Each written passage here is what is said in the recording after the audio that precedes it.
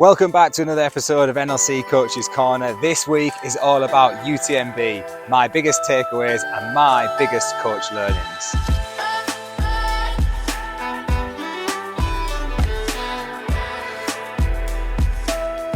So this is the first time I've been to UTMB as a coach and as an athlete. I've been here in 2019 as a spectator. I absolutely loved it, but it was great to be back on course, both competing. I was part of the ETC, but I was on course for the OCC because I was supporting two of the athletes that I coached, James and Gemma, and I was also on course to watch the CCC and the UTMB. So I got to be part of the shorter distance race in an athlete capacity, but I was also there in a coach capacity for the 50k, and I was out supporting in the 100k and the 100 miler. I wanted to share my biggest coach learnings from the week because I feel like a lot of people could benefit from them, especially if you're coming here to Chamonix to compete in the future. So biggest takeaway number one, no surprises here, very similar to marathon road races that we see. People just get dragged into going too fast, whether that is adrenaline, whether it's getting pulled along by the crowd, whether it's just getting a false sense of security for the effort and the pace and the feel of things at the start of a race.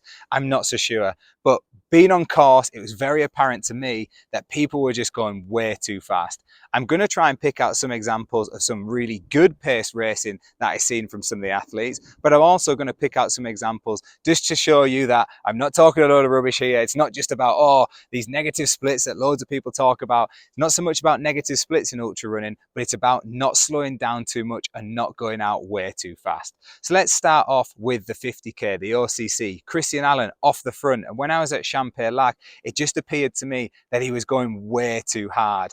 The proof is in the pudding here, because by the time he got to La Flagère, which is the last climb from Argentière up to La Flagère, that climb was a sufferfest for Christian, and he was pulled out, I believe, at the top of that climb before he descended into Chamonix. So the men's race leader didn't, unfortunately, finish the race.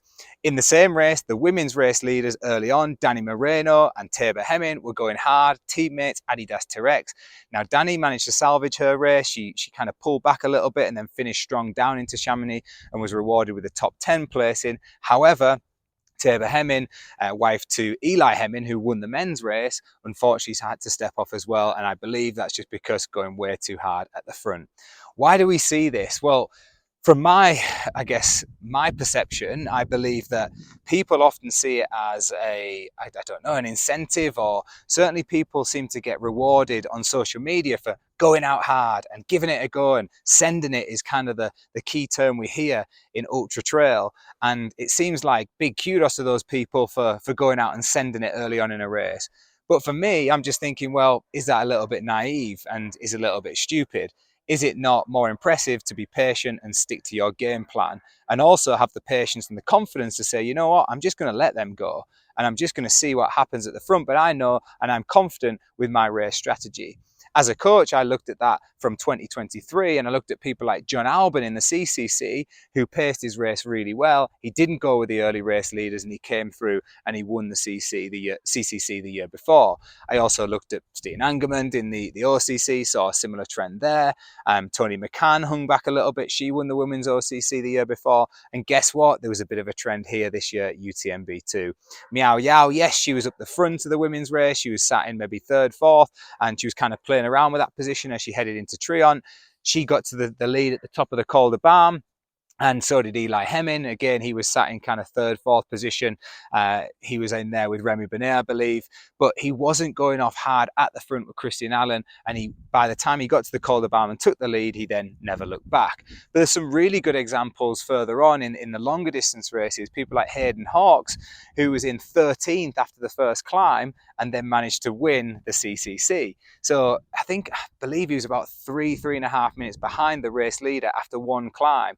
So just over an hour into the race, I think Hayden climbed in about an hour and 15, and he's already got a 3-minute gap behind the race leaders. But not to panic, stick to strategy and come through the field. And we've seen that a lot, particularly in the men's UTMB, where we had a big surprise there.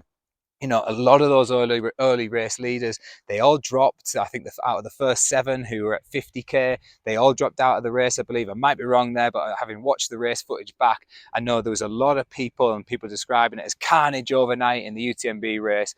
Why was that? Well, was it that people were going too hard? Did people get dragged into Jim's race and chasing him down? He had a 5-minute lead at one point. I'm not so sure. Maybe go into a little bit more detail about my views on the fueling side of things, which was another big learning from this year's UTMB. But ultimately, what I saw when I went away and I analysed these races is a massive trend. And people who are going out in that top 10 are generally going backwards. Very few of them actually hang on and stick in their position or actually go on to win the race. There are a couple of examples, absolutely. And maybe if you are wanting to win the race, you can't be too far back. But if you're looking to position yourself well and have a good race here at UTMB, whether it's in the 50k, the 100k, or the 100 miler, pacing strategy is crucial.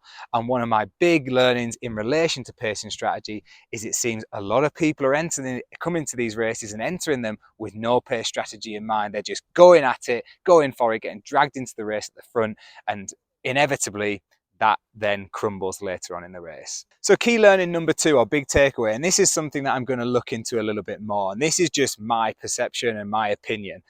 But I believe that people are maybe trying to fuel a little bit too much, particularly in the longer races. So there's been a big push on the amount of carbs we should be consuming per hour, people getting up over 100 grams an hour now, and really taking that approach from cycling that we see that has had a big impact on fueling and recovery, and then trying to apply that to ultra running.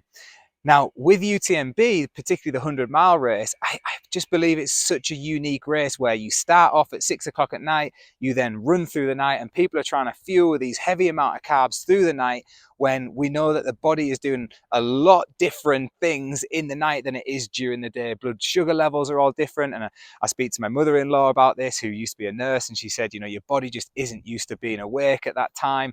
And then as a result of that, there's all sorts of different things going on inside the body.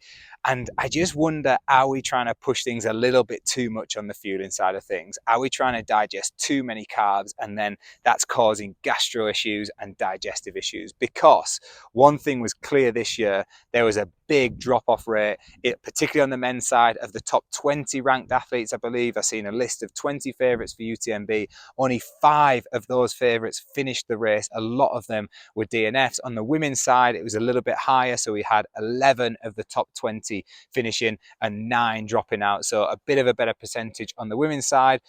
But I've looked at some of the fueling stats, particularly from Katie Scheid, who won the women's UTMB. I looked at her Western State stats, and if I've got this right, I think she was fueling around 65 grams of carbs per hour, and she wasn't going up to that upper limit of 100, 120 grams of carbs per hour, which we see a lot of people get away with, particularly in the 50k and maybe the 100k. But I'm just starting to wonder, are people trying to put a little bit too much into their body too soon, particularly through the night, and then is that coming back to bite them later on in the race? So that is key takeaway number 2. And it's something that I'm going to look into in a little bit more detail, and certainly speak to nutritionists about this, because they know a lot more about that side of things than I do. But it's just an observation as a coach, and something for me to make a mental note of. Look at that fueling, and are people trying to do a little bit too much too soon in the race? And actually, could that be a little bit lower, especially if we consider the intensity of that race being a lot different to, say, the 50k, and you're not burning as much fuel as early in the race. So yeah, definitely a bit of food for thought, excuse the pun. Takeaway number 3 was about the weather and the heat on the course. It was absolutely scorching this year at UTMB. We were seeing temperatures around 27, 28, 29 degrees on course. When I was stood in Trion waiting for the athletes to come through, it was 26, 27, and that was at what, say, 10:30, 11 o'clock in the morning. Got up to kind of 28, 29 by the time they got into Argentière and into Chamonix in that OCC race. Similar for the CCC, if not hotter. I certainly experienced hot temperatures in Courmayeur for the ETC. And cooling strategies, yes, are absolutely fantastic, and they seem to have come on a lot over the years. But what baffled me, and one of my biggest takeaways, was how many people weren't doing it early in the race. So they were waiting for themselves to get hot before they started to maybe go into that cooling strategy, put water over themselves, dunk themselves into troughs, sit themselves, as Gemma did, under one of the big water tanks. She kind of plonked herself under, turned the tap on, and absolutely soaked herself. But my coaching instructions to my athletes were very, very clear. Get cool early. It's better to try and keep the body cool and then almost preempt what's going to happen and not be reactive. So my message was, be proactive, don't be reactive to this, because once you're hot, it's too late. you're not going to be able to cool yourself down. So early on, get that water over you as much as you can, neck, body, soak yourself, get that big surface area as wet as possible. And also nice cold drinks, get them into the body, and trying to keep yourself cool at the start of the race. Despite it only being 15, 16 degrees maybe at the start of the race in Aussie air for the OCC, I was saying to Gemma and to James, let's not go crazy with this warm up. Yes, get warm, get mobile, feel like you're ready to go, but then keep yourself cool. The longer you keep your body cool, the better. And what I've seen in the OCC and the CCC in particular, because I didn't really see it so much in the UTMB later on, because by that point the carnage had already unfolded through the night, but in particular the OCC and the CCC, a lot of people struggling in the back half of the race with that heat, just overheating and then stepping off because they just felt like they couldn't continue. So big learnings here are thinking about your cooling strategies early on in the race. What can you be doing to try and keep yourself cool, making sure you're keeping yourself hydrated, and having a look at what that fluid intake looks like. If you're a big salty sweater like I am, then looking at that sodium intake as well. We use Precision Hydration, and the guys at Precision are absolutely brilliant, and they've got some really good tools on their website that you could go and use to try and calculate how much fluid you need to be taken in different temperatures. So that's big takeaway number 3, and linked to that, takeaway number 4, my final one, a bit of a bonus one, is around specificity. Specificity in relation to things like the weather and the course and the environment. I think it's really important that you look at the event that you're going to do.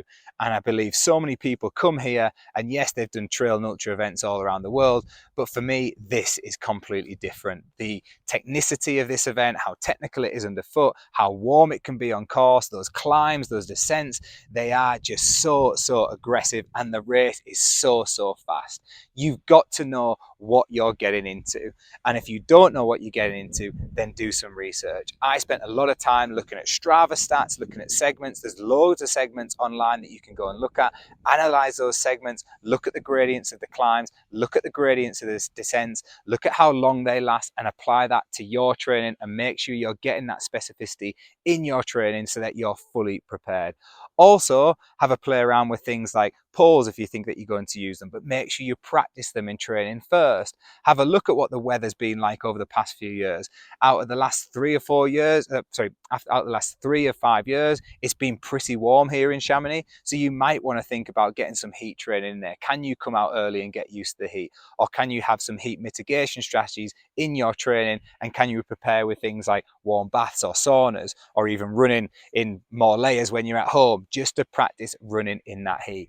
But that specificity element is so important when you're coming out here to an environment that we're not so used to, particularly if you're from the UK and you're not from around big mountains. You might want to look at alternative training methods, things like the treadmill, which will help you with that specificity to get you used and conditioned enough to handle these big climbs, particularly those longer descents and longer climbs, which absolutely trash the legs.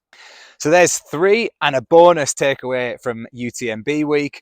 I've learned loads as a coach, and it's too much to get in one video. I also don't want to share absolutely everything, because I feel like as a coach, I've got some advantages ready for next year. I can't wait to put them into practice. We're not always right as coaches. Sometimes we get it wrong, but I'm excited to see the learnings that I've had from this year put into practice, ready for races in the future and for UTMB into 2025, and just see, have I got it right? Was it something that I predicted, or actually was I totally off there? And that's the beauty of coaching, and hopefully the beauty of you learning as well along that journey.